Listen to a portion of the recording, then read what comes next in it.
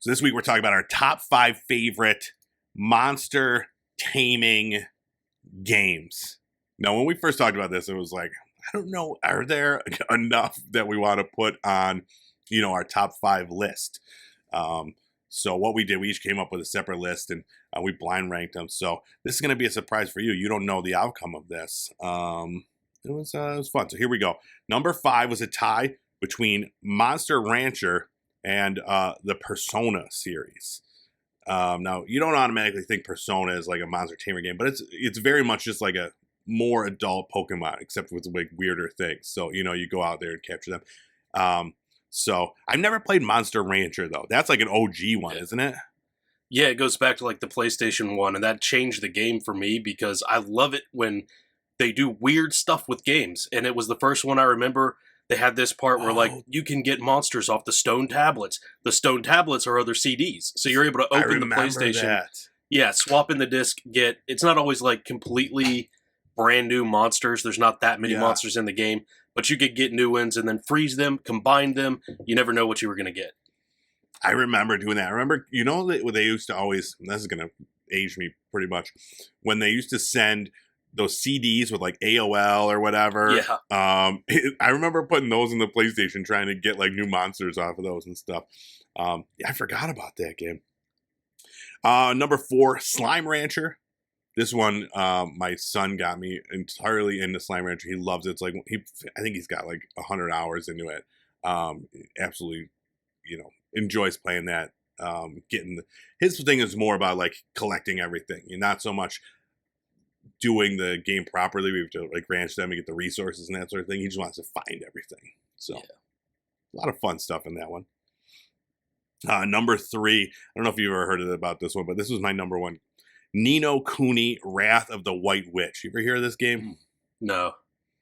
So I was obsessed with this game. It's very much like a Pokemon style game where it's a top-down like RPG where you got to go out and you hunt them, and then you could capture them, add them to your party. But it's like different. It's like a Miyazaki film. It's got the same art style as that, and like all the characters in it are very much like weird like that.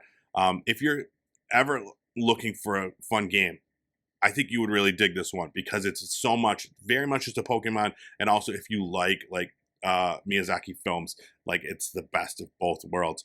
The sequel to this kind of removes the monster hunting aspect of it, so it's not as good in my mind. But this one, dude, I bought the book. Like it's this big, thick book, and you could rename all of the monsters that you catch. So I had all these different great names for them and stuff. I put a lot of time into that. And I always intended to like 100% it, collect all the things. And I fizzled out, but it's always something I think about. Number 2, Pale World. Now, I don't know if this is recency bias or what, but it's a great game. It's a great game. Yeah. They do a great job with the monsters, with the different types of monsters, the way that you catch them, what you could do with them, how they like work in your camps and stuff like that.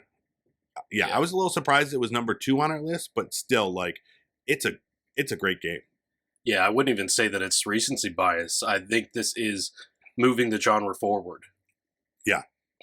And speaking of that, the opposite of that, but we have to give credit where credit is due to our number 1 Pokemon. We always talk about they haven't done anything new in 20 years, but we wouldn't be having this conversation if it wasn't for that series.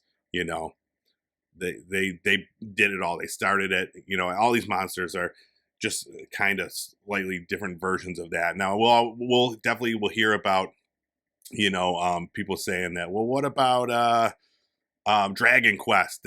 Pokemon stole it from Dragon Quest, but Pokemon's a multi-billion-dollar franchise, not Dragon Quest. I've played a lot of Pokemon. I've never played a Dragon Quest game, unfortunately. Yeah.